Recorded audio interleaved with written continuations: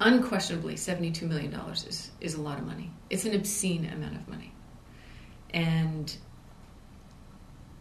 it's something that the building committee and the town has struggled with for at least the amount of time that I've been studying the project, which is 5 years. At one time we talked about $100 million. There was questions and concerns about how much of that money would be reimbursed. The only experience we had with school building projects was in a recent time was going through the process with GES.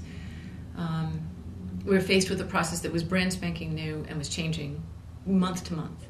To do nothing at this point is going to cost us far more than $72 million. Let's not talk about $72 million. $72 million is the project cost. The town's share of that is about $35 million and change. Still a tremendous amount of money. But if we do nothing, then we get nothing, basically. The state is willing to build us. We're in a position to be able to build a high school, a 50-year high school for all intents and purposes, because that's the only thing they'll build. And we're able to get that $72 million 50-year high school for $35 million. If we say no to that money, it goes to someone else. And, the state has told us that in no uncertain terms. The state has money in the bank right now that they want to give us. And they want to give it to 40 other communities. And then they want to give it to the other 30 that just resubmitted statements of interest this year. Grafton is at the top of the list. We're right at the front of the line. Our money is secure and it's in the bank.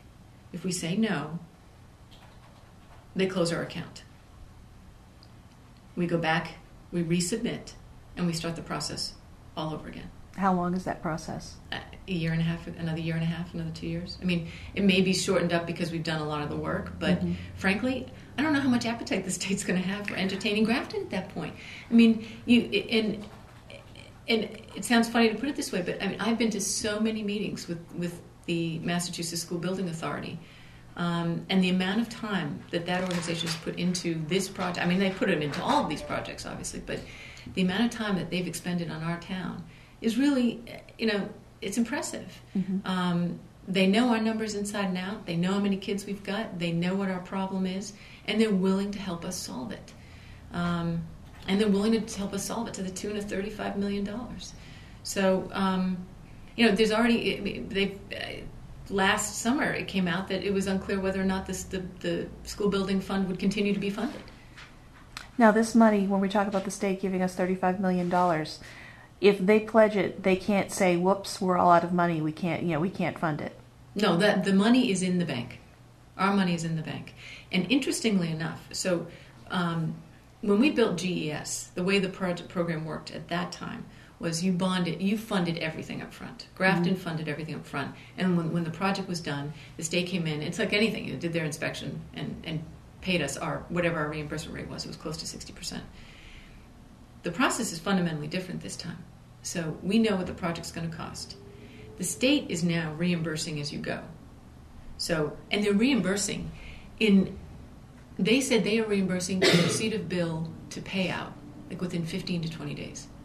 So your exposure on that money is very, very short. In fact, and it's a complicated financial equation that I'm not equipped to talk about. Right. But that's extraordinary. So we submit bills. They get signed off by our owner's project manager. Those bills go to the state. They're reviewed, stamped, and paid within 15 to 20 days.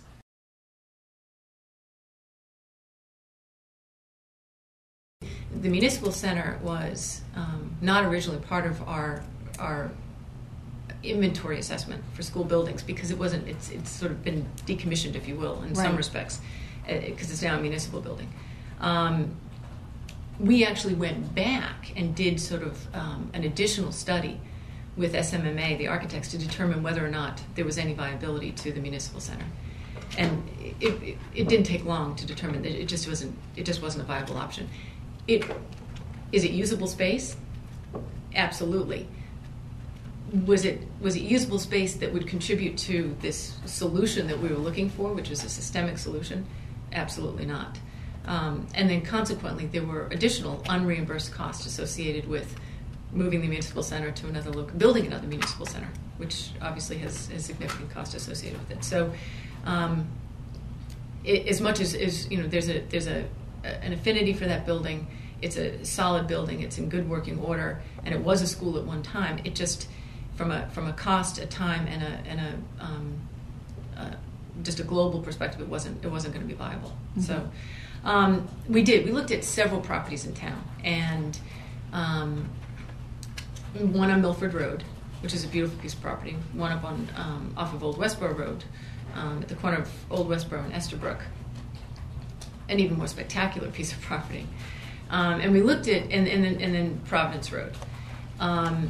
Initially, the issue, there was some concern about having the high school so far on the outskirts of town, either to the north or to the south. Both Milford Road and Estabrook Road have building issues. Milford Road has a tremendous amount of ledge and rock, which would make, again, bringing some of that infrastructure in very difficult. There's a land restriction associated with Milford Road that we found out about during the process that protects about 80-some acres of land, which effectively was the killer for that property, because it would have required an act of the legislature to get it removed. We'd have to find other land in town to swap it with, and so that quickly became not so viable. And again, it's the cost associated with, as anybody who works in the building trades knows, barreling through ledge to bring pipe in is just a very costly thing to do. So, Estabrook Road had a couple of problems. One, it was small. And probably would have required us purchasing land in order for it to be a viable option and include all the fields that we needed to include. It also limited us in terms of how we placed the building, and consequently then how we could add on in the future, which was an important consideration. Mm-hmm. And it probably most importantly, it too had infrastructure problems. No water, no sewer. It currently runs there from a municipal side, so we'd have to put a pump station in somewhere along North Street and bring water up. I mean, that added significantly to the cost of the project, and again, all unreimbursed cost. So that brought us back to Providence Road, and I think for a lot of people, just from having an emotional connection to that land, to it sort of being centrally located, a lot of the committee felt like it was.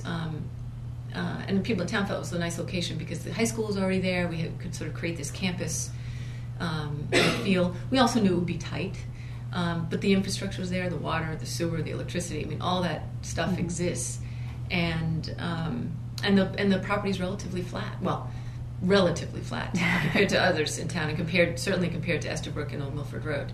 So, and it's beautiful buildable soil. As anybody knows, it's very gravelly. It's easy to dig. We've done test borings that confirm that, and so it made sense from all those perspectives. The state has determined what our project is going to be. So, town meeting approved a building committee. That building committee was charged with developing a solution to the problem. We developed that solution. We voted to present that solution to the state. The state said, "You've got it, and we're going to pay for half of it." It's a whole package. At this point, we don't have the opportunity to go back now and cross things out. That's the project that the state has approved. That's the project we have an obligation to bring to town meeting. In fact, the wording of the warrant article is dictated by the state. So there is no opportunity to go line by line and say, I don't want this, I want that. That's what you paid, you hired your school building committee to do for you. So we've done that work. And what you are getting is the best, most cost-effective, educationally sound, systemic solution to our problem.